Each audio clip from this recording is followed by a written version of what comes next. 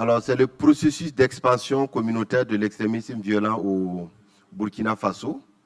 Ici, il s'agira d'exprimer et aussi de détailler comment est-ce que l'extrémisme a évolué au cours des années. Et à mon humble avis, je pense qu'il y a des similitudes. Je pense que la Côte d'Ivoire doit être en 2017 du Burkina, 2017-2018 du Burkina. Ces facteurs et ces stratégies de résilience ont évolué au cours du temps. Ça a été dynamique. Ce qui caractérise la crise au Burkina, c'est son dynamisme. C'est le fait que d'une année à une autre, la crise a complètement changé de visage. Donc, ça veut dire que les stratégies et les facteurs ne doivent pas être figés. Elles doivent aussi s'adapter et évoluer. Et c'est ça la difficulté des États, c'est ça la difficulté de l'administration centrale qui est très lourde et qui n'arrive pas effectivement à s'adapter à une menace qui est très dynamique et qui évolue très vite.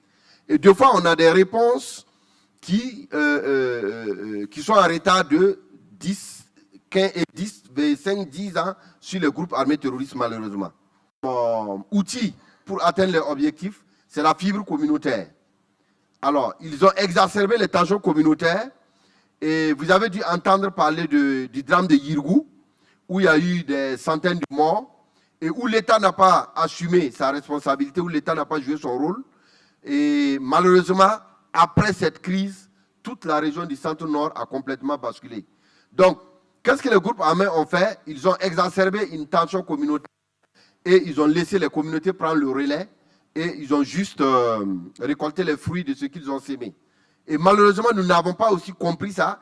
On a laissé faire les choses en s'accusant les uns les autres. Vous allez vous rendre compte qu'au fur et à mesure que la crise évolue, les acteurs aussi évoluent et les acteurs changent en fonction de la dynamique. Donc, ici, nous avons 4 cartes que j'ai faites et ces cartes-là représentent tous des groupes d'autodéfense. Ça veut dire que l'État doit aussi veiller à contrôler la prolifération de ces groupes d'autodéfense qui au départ vont se proposer d'apporter leur contribution dans la lutte contre le terrorisme, mais en réalité, ils sont en train de chercher aussi des assises, ils sont en train de profiter de la situation pour pouvoir être beaucoup plus forts et s'implanter définitivement aussi. Donc, vous avez en haut en rouge, vous avez les VDP, les volontaires pour la défense de la patrie. Donc, en plus des groupes créés par les communautés, l'État lui-même a été obligé de créer des groupes d'autodéfense qu'on appelle les volontaires pour la défense et de la patrie. En vert, vous avez les Rougas. En bas à gauche, vous avez, en jaune, vous avez les Dozo, qui est une continuité des Dozo du Mali et de la Côte d'Ivoire. Et au centre là-bas, vous avez les Korlouégo.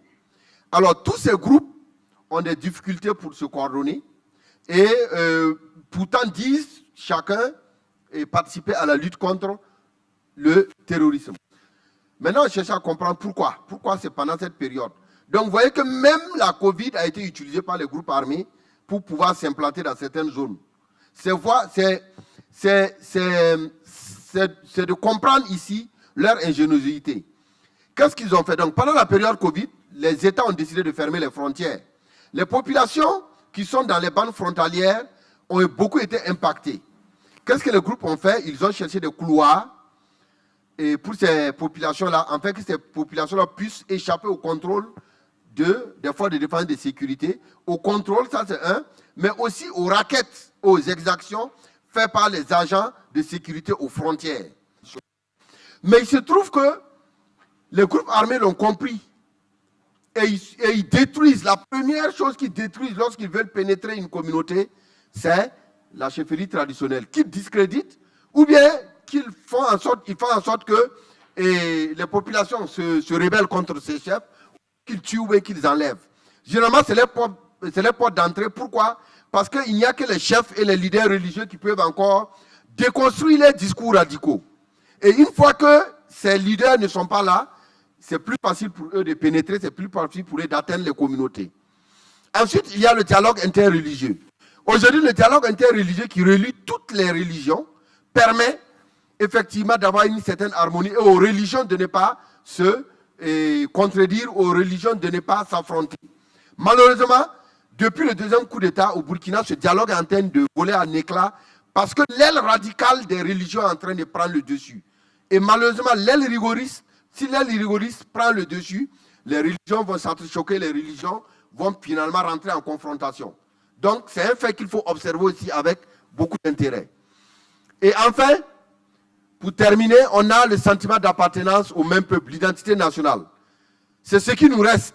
C'est ce qu'on peut susciter pour susciter la révolte des populations contre des groupes armés sans foi ni loi qui veulent faire en sorte que le Burkina, la Côte d'Ivoire, le Togo, le Bénin disparaissent.